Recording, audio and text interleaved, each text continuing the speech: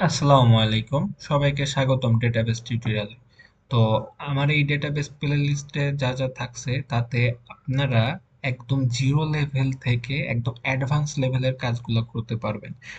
এবং আশা করি এটা একটা পেইড কোর্সের মতোই হবে। আপনারা পেইড কোর্সটা ফ্রিতে দেখতে পারবেন। তো আমার এইখানে আপনারা জ্যাম্প এবং মাই এসকিউএল সার্ভার দুইটা থেকেই আমি দেখাবো, আপনারা যেটাতে ফ্যামিলিয়ার সেটাতেই আপনারা ইউজ করতে পারেন। তো আমার এই প্রজেক্টের মধ্যে আমি তিনটা প্রজেক্ট করে দেখাবো আপনাদের, যার মধ্যে ডেটাবেস ইনক্লুড থাকবে। এবং এর মধ্যে আপনারা যদি চান কেউ পিএসপি অথবা হচ্ছে পাইথন ফ্ল্যাক্স, আমি এই দুইটা দেখেই আপনাদের দুইটা প্রজেক্ট করে দেখাবো এবং একটা ডেটাবেস প্রজেক্ট করে দেখাবো। এবং এর মধ্যে আপনারা যত ধরনের রিলেশন আছে এবং হায়ার লেভেলের যে কুয়েরি গুলো আছে এগুলো আপনারা শিখতে পারবেন। এর সাথে আপনারা আরো যা শিখতে পারবেন, এটা হচ্ছে আমার, যদি ইউটিউব আপনারা ফলো করে থাকেন তাহলে আপনারা দেখতে পারবেন যে এখানে আমি হার্ডওয়্যার বেস কিছু প্রজেক্ট দিয়েছি। তো আপনারা যদি ইএসপি 8266 বা ইএসপি 32 যদি ইউজ করেন, এর সাথে ডেটাবেস কিভাবে ইন্টিগ্রেট করবেন এগুলো আপনারা আমার এই প্লে লিস্ট থেকে আপনারা জানতে পারবেন। সো যদি আপনাকে কেউ বলে যে হোয়াট ইজ ডেটাবেস, আপনার ডেটাবেসকে কিভাবে ডিফাইন করতে পারেন? সো চলুন আমরা একটু জানি, আচ্ছা ডেটাটা কি। আচ্ছা ডেটা বলতে কি বোঝায়? মনে করেন যে অনেক টাইপের ডেটা হইতে পারে, যেমন আপনার নাম, আপনার বয়স, বা আপনার একটা ইউনিক নাম্বার থাকে যেটা আপনার ফোন নাম্বার হইতে পারে, আপনার আইডি নাম্বার হইতে পারে। তো আমরা কি জানি, মূলত ডেটা টাইপের ভিতরে আমরা জানি ইন্টিজার, স্ট্রিং, ফ্লোট, ডাবল। তো এগুলোই তো জানি। তো এখানে ডেটাবেস বলতে বোঝায় যে একটা কালেকশন অফ স্ট্রাকচার ইনফরমেশন, অর্থাৎ তথ্যর একটা স্ট্রাকচার থাকবে এবং এই স্ট্রাকচার গুলা একটা জায়গায় বা একটা কম্পিউটার বা একটা সিস্টেমে ইলেকট্রনিক্যালি এটা স্টোর হবে।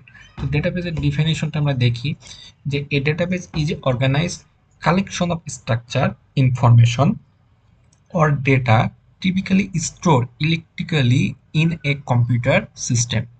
তো এটা এখান থেকে আমরা বুঝতে পারলাম যে কি একটা কালেকশন অফ স্ট্রাকচার ইনফরমেশন, অর্থাৎ একটা স্ট্রাকচার ইনফরমেশনের মধ্যে থাকবে, অর্থাৎ ডেটাগুলো একটা একটা ডেটাগুলো কি থাকবে, একটা সাজানো থাকবে বা একটা বিভিন্ন রকমের থাকতে পারে, সেটাতে কোনো সমস্যা নাই, বাট একটা সিস্টেমের মধ্যে থাকবে এবং এগুলা কম্পিউটারের মধ্যে একটা ইলেকট্রিক্যালি স্টোর হবে।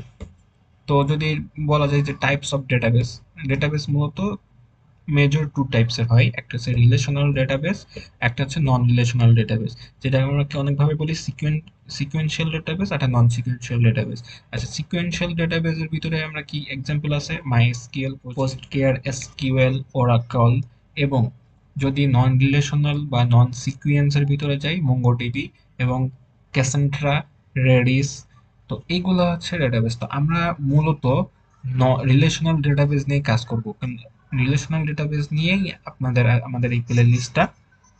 তো নন রিলেশনাল ডেটাবেস গুলো মূলত আপনি যখন স্ট্রিমিং হয় বা বড় বড় সাইজের মনে করেন যে মুভি টুভি রাখার দরকার হয়, তখন হচ্ছে এই ডেটাবেস গুলো দরকার হয়। তো আমরা মূলত রিলেশনাল ডেটাবেস নিয়ে কাজ করব। আপনারা যারা ইন্টারমিডিয়েটে বা বেসিক লেভেলে শিখছেন তারা দেখবেন যে আরডিবি মিয়াস পড়ছেন, অর্থাৎ রিলেশনাল ডেটাবেস ম্যানেজমেন্ট সিস্টেম, যেখানে আপনারা ওয়ান টু ওয়ান শিখছেন, ওয়ান টু ম্যানি শিখছেন, ম্যানি টু ম্যানি শিখছেন। তো আমরা এই প্রসিডিউরটা ফলো করে আমরা এই ডেটাবেসটা কাজ করব। তো আমার এখানে আপনাদের জেম সার্ভার অথবা মাই এসকিউএল যে সার্ভারটা আছে, এই দুইটার মাধ্যমে আপনারা আমি কাজ দেখাবো। আপনারা যেটা ফ্যামিলিয়ার হন সেটা থেকে আমি আপনাদের এই কাজটা দেখাবো।